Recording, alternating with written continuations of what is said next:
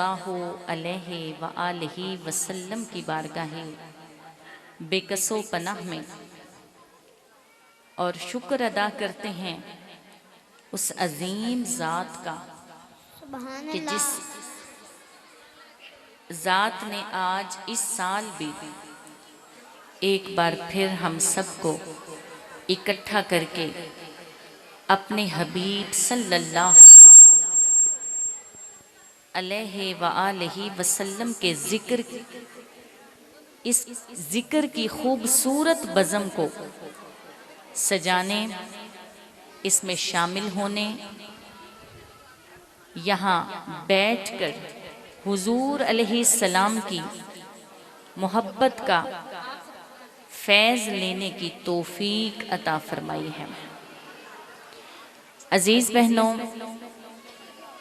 آج کی اس بزم میں میں سب سے پہلے مبارکباد پیش کرتی ہوں اپنی بہت ہی پیاری سی بہن، آپ سب کی عزیز از جان محترمہ باجی فاروقہ صاحبہ کو، کہ یہ ان کی انتہائی محبت، ان کی کوششوں، ان کے جذبوں اور ان کی چاہتوں کی عکاسی کر رہی ہے یہ خوبصورت 12ویں سالانہ محفل پاک۔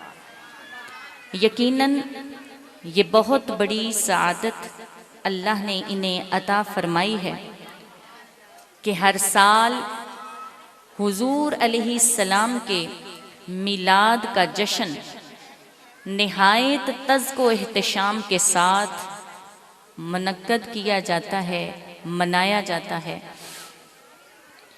اس پر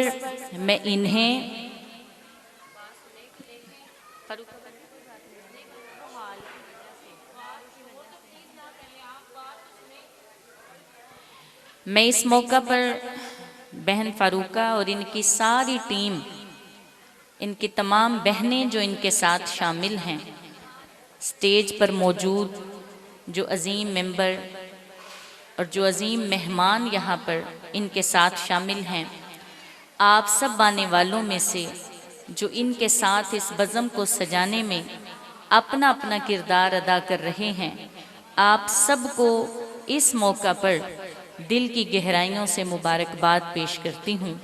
اللہ رب العزت اس میلاد کو سجانا، یہاں بیٹھنا اور پھر یہاں سے حضور علیہ السلام کی محبت کا فیض لے کر جانا ہم سب کو نصیب فرمائے۔ آپ سب نے محفل نعت کو نہایت محبت سے سماعت کیا۔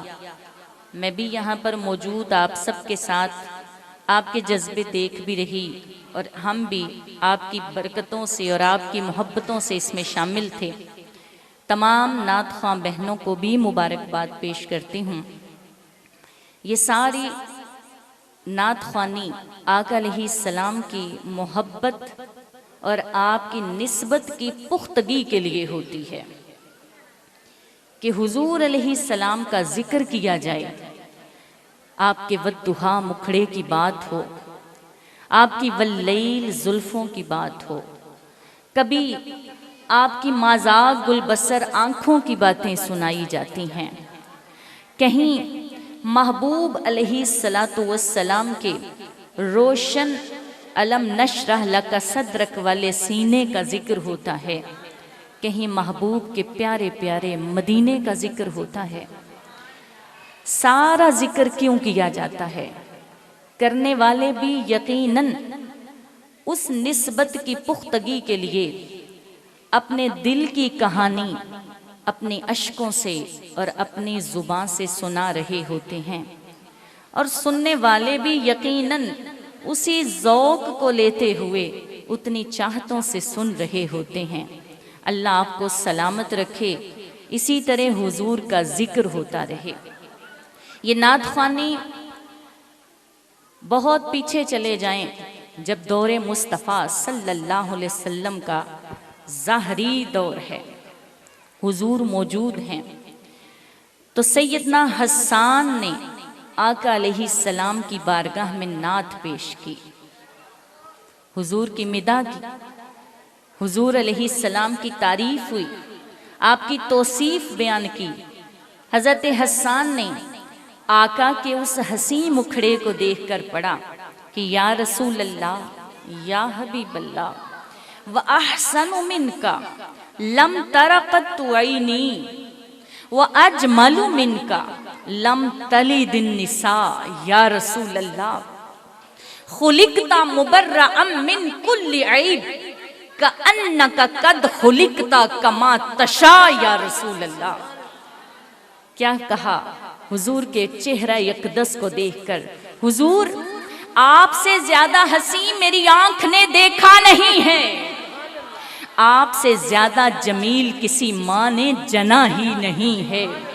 یا رسول اللہ آپ کو اللہ نے ہر عیب سے پاک بنایا ہے، یوں لگتا ہے سونیا تجھے تجھ سے پوچھ کر سجایا ہے۔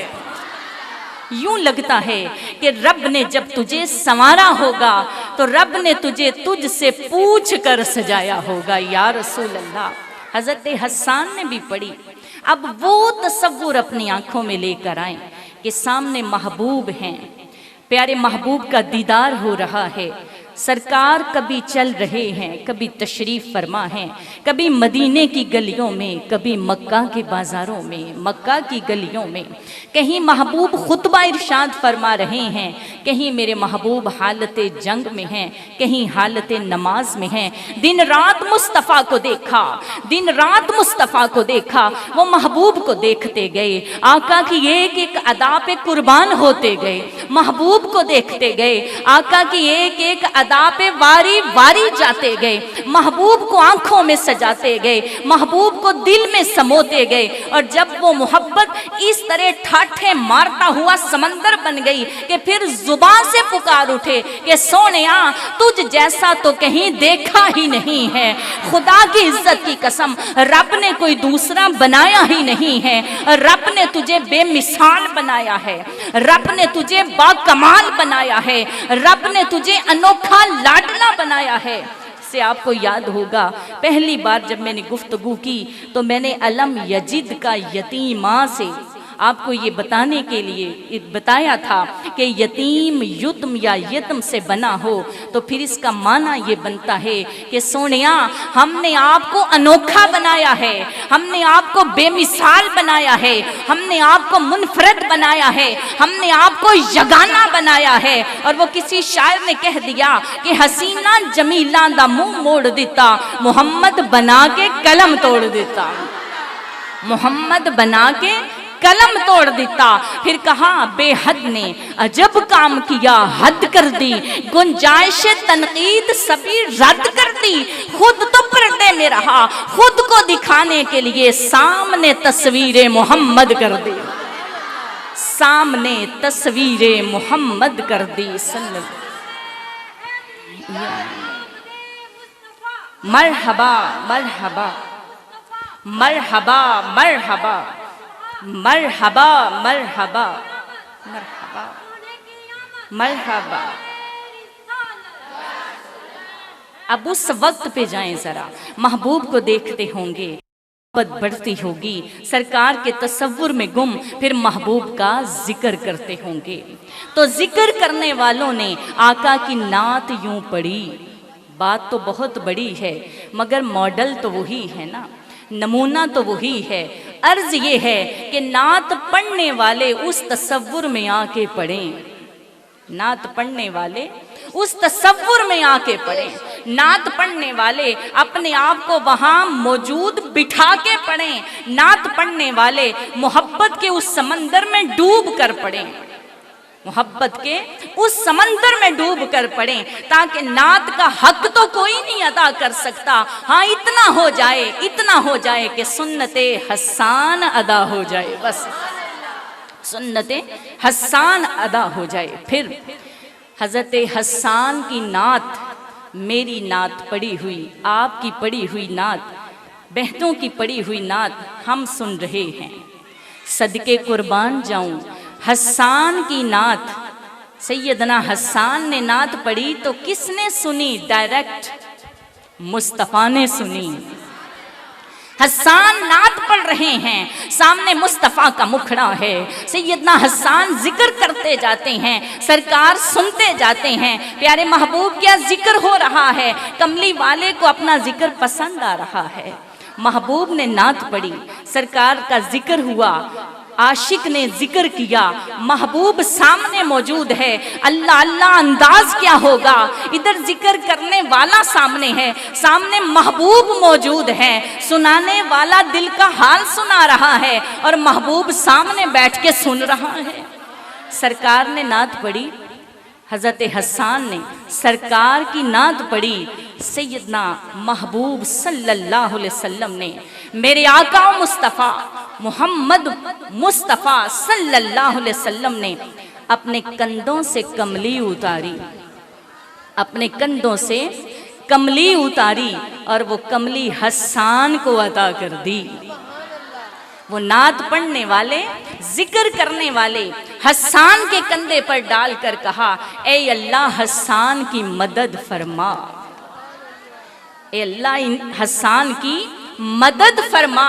ایک تو کملی کا وہ جلوہ عطا کیا، وہ فیض عطا کیا، وہ نسبت عطا کر دی، پھر ہاتھ بھی اٹھے تو نعت خواہ وہ ہوتا ہے جس کے لیے سرکار کے ہاتھ بھی اٹھتے ہیں اور مصطفیٰ اس کی مدد کی دعا بھی کیا کرتے ہیں۔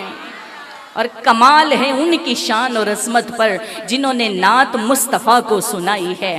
اب بات کرنے کا مطلب کیا تھا کہ پڑھنے والے حضرت حسان کی سنت ادا کریں، حضرت حسان کی سنت ادا کریں، اور سننے والے آقا کی محبت میں ڈوب کر سنیں۔ اس وقت اگر یہ کیفیت بنے کہ میں کچھ پیش کروں، دل تو کر رہا ہوتا ہے کہ اپنی جان ہی وار دیں اس ذکر پر، تو صرف محبت میں خیال آئے تو پیش کر دیں، کبھی دکھلاوے کے لیے نہ اٹھیں، کبھی ریاکاری کے لیے نہ اٹھیں، دوسروں کو دکھانے کے لیے نوٹ نچھاور نہ کریں۔ یہ کوئی نوٹ نچھاور کرنا محبتوں کا اظہار نہیں ہوتا، خالی صرف اخلاص وہ ہے، اخلاص وہ ہے، محبت وہ ہے کہ آپ کے دل میں آقا علیہ السلام کی محبت اور آپ کا پیار جاگ اٹھا، ایک دم سے اس محبت نے ایسے جوش مارا اور آپ کہیں کہ آج جو ہے میں اپنے محبوب کے نام پہ قربان کر دوں، تو اصل قربانی تو یہ ہے کہ وہاں آپ یہ نیت کریں کہ آج میں اپنی چاہتیں مصطفیٰ کے نام پہ قربان کروں گی، آج میں اپنی خواہشیں مصطفیٰ کے لیے قربان کروں گی، آج میں اپنے رنگ مصطفیٰ کے رنگ کے لیے قربان کروں گی، آج سے میں اپنی مرضی مصطفیٰ کی مرضی کے لیے قربان کروں گی، آج سے میں اپنے ارادے مصطفیٰ کے ارادوں کے لیے قربان کروں گی، جس سے میرا محبوب راضی ہوگا میں وہ قربان کروں گی۔ اس میں پھر خالی پیسے کا عمل دخل نہیں، لہٰذا اسے کوئی واجب عمل نہ سمجھیں کہ ہم نے پیسہ ہی نچھاور کرنا ہے۔ اور اگر کبھی خیال آئے کہ میں پیش کر دوں تاکہ ان ذکر کروانے والوں کے ساتھ بھی تعاون ہو جائے، یہ سلسلے کو جاری رکھیں، تو جتنا ہو سکے پھر اللہ کی محبت میں اس طرح دیں کہ خفیہ ہو، دوسرے کو پتہ نہ چلے، اور دوسرا جب دیں تو پھر اخلاص سے پیش کریں، اخلاص سے پیش کریں۔ اس میں بھی اگر آپ برا نہ منائیں اس بات کو، تو یہ اوپر سے نچھاور نہ کریں، آپ پیش کر دیں کہ میں حضور کی محبت میں کچھ پیش کر رہی، تاکہ ہمارے اوپر بہت سارے لگے ہوئے الزامات ختم ہو جائیں، کہیں یہ محسوس نہ کرے کوئی ہوتا ایسے نہیں ہے، مگر الزام نہ لگے کہ یہ دین بیچتے ہیں، یہ دین کو بیچتے ہیں، ان نعت خوانیوں کو بیچتے ہیں، اور کوئی دل کا ہلکا یہ بات سمجھ نہ لے، الزام نہ لگ جائے کہ یہ نعت خواہ ہیں ہمارے پیسوں پہ فکرے سناتے ہیں، جتنے نچھاور کریں گے اتنے اور فکرے سنا دیں گے، ان کا کیا ہے۔ تو کہیں دین آقا کی محبت کوئی سستا سا سودا نہ بن جائے، کہیں اس کی عزت نہ گھٹ جائے، کہیں اس کا معیار نہ نیچے آ جائے. اس تصور کو ختم کریں, اس رواج کو ختم کریں کہ یہ ذہن میں نہ آ جائے جو کرے اس کے پاس کرنے کے لیے پھر ایک معقول دلیل ہونی چاہیے, پیش کرنے کا ایک خوبصورت انداز ہونا چاہیے, ایک خوبصورت طریقہ ہونا چاہیے, اور نیت میں اخلاص ہونا چاہیے. نیت صرف محمد پیارے آقا علیہ السلام کی محبت ہونی چاہیے, دین کی خدمت ہونی چاہیے.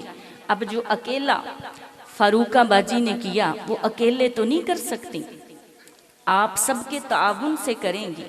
وہ تعاون ہم صرف نچھاور کرنے میں ہی کیوں کرتے ہیں؟ کبھی سوچا ہم علیحدہ سے تعاون کیوں نہیں کر سکتے؟ چھپا کے اپنے آپ کو ٹٹولیں. کہیں میں دکھلاوا تو نہیں کرنے آتی, صرف میں دکھانے تو نہیں آتی کہ دیکھو بڑا مال ہے اور میں یوں لٹاتی ہوں اس کو. ان کا مقصد بھی یہی ہوگا کہ سلسلہ جاری رہے, تعاون ہو تو یہ کام جاری رہے. کون سا کام ہے جو اس وقت ظاہری اس دولت کے بغیر ممکن ہوتا ہے؟ ہوتا تو سب اللہ کی توفیق سے, اس کے کرم سے ہے, مگر ظاہری سبب بھی تو بہت ضروری ہے نا. لہٰذا ہم چاہتے بھی یہ ہیں بہن فاروقہ کا یہ سلسلہ تعمر جاری رہے, پھر ان کے بعد ان کی نسلوں میں جاری رہے, ان کی اولادیں بھی سلسلے کو قائم رکھیں. ان کے خاندان میں صرف یہاں نہیں, جہاں جہاں ان کے خاندان کا کوئی فرد ہے ہر جگہ پر وہ ذکر سجے. جتنی بہنیں یہاں آئی ہیں ہماری بھی سب کی ان کے بشمول یہ خواہش ہوگی آپ سب کے محلوں میں بھی ایک ایک ایسی شاندار محفل سجے. تو اس کے لیے آپ سب کا تعاون ہے, آپ سب کا تعاون چاہیے ہے, اور وہ تعاون آپ کا, آپ کی حاضری بھی ہے, آپ کی حاضری بھی ہے, اور آپ کی مالی معاونت بھی ہے. پھر دین کی مالی معاونت کے لیے ہمارے پاس ماڈل سیدہ خدیجہ الکبریٰ ہیں, اسلام کی پہلی خاتون. جب اسلام قبول کیا ہے انہوں نے, ان کے پاس اس وقت اتنا مال تھا جتنا عرب میں کسی اور کے پاس نہیں تھا. مکہ کی امیر ترین سوداگر اور تاجر خاتون تھیں. انہوں نے اپنا وہ سارا مال اٹھایا. اب دیکھیے گا اخلاص کیا ہے, محبت کیا ہے, سرکار کے جلوے کیا ہیں, محبوب کی اداؤں پہ قربانیاں کیا ہیں. اپنا سارا مال اٹھایا اور مصطفیٰ کے قدموں میں رکھ کے کہا حضور اسے دین کے لیے جہاں چاہیں خرچ فرمائیے. میں آپ کو پیش کر رہی ہوں حضور آپ اسے جہاں چاہیں خرچ فرمائیں. انہیں پتہ ہے, جانتی ہیں سارا دین تو حضور ہیں, سارا دین حضور ہیں. حضور کی نظر کر کے عرض کر دی حضور آپ اسے جہاں چاہیں خرچ فرمائیں. میرے محبوب کو کلی اختیار کے ساتھ سارا مال پیش کر دیا. تو یہ ماڈل ہے ہم خواتین کے لیے, ہم پیش کریں. ہمارے پاس اگر ہمارے پاس جمع پونجی ہے ہم اسے دین کی خدمت کے لیے خرچ کریں, دین اور ہر سال کیا کریں. میں آپ کی طرف سے پہلے ہی دعوت دے رہی ہوں کہ ہم تو چاہتے ہیں کہ صرف ایک یہاں نہیں, ایک ٹاؤن میں نہیں, ہر ٹاؤن میں اتنا بڑا میلاد اور اتنا وسیع بنیاد پہ میلاد سجے, آقا کے میلاد کے جشن منائے جائیں, حضور علیہ السلام کے میلاد کے جشن منائے جائیں, چہار جانب دھوم مچ جائے. سرکار کا میلاد آئے تو بچے بچے کی زبان پہ نعرہ ہو مصطفیٰ کے میلاد کا. ایک ایک جوان حضور کے عشق میں ڈوبا ہوا نظر آئے, ایک ایک بیٹی سرکار کی نعتیں پڑھتی ہوئی نظر آئے. ہر کوئی خوشیوں اور چاہتوں سے صرف اس لیے سج رہا ہو کہ حضور آ گئے ہیں, حضور آ گئے ہیں, حضور آ گئے.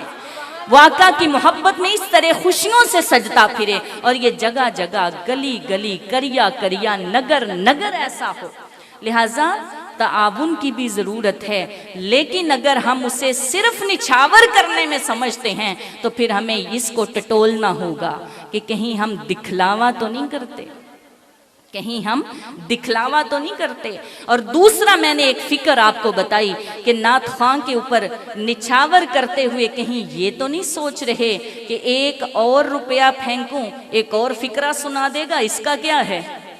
دین ہلکا تو نہیں سمجھ رہے, اسلام والوں کی بے عزتی تو نہیں سمجھ رہے. دین کو بیچنے والا تو نہیں سمجھ رہے، پھر ہٹ جائیں، پھر رک جائیں، پھر روک دیں ان سارے رسوم و رواج کو۔